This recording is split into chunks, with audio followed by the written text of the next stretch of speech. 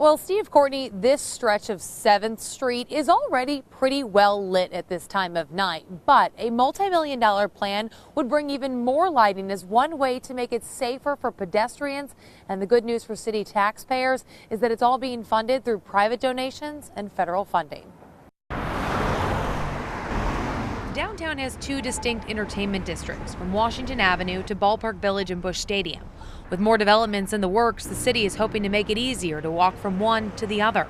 Good news for those like Michael Green, who walk it every day to and from work.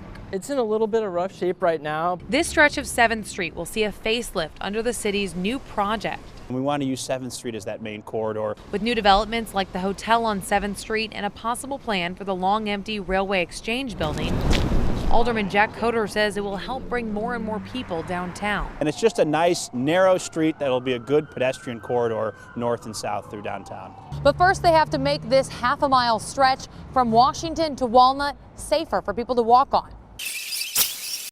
Starting with fixing the sidewalks and adding more lighting. Some blocks are better lit than others, but for the majority, I do feel safe downtown. Those safety improvements will cost about $3.25 million.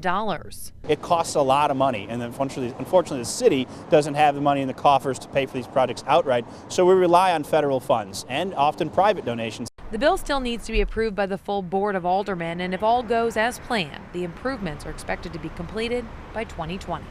In downtown, Alexis Odos, News 4.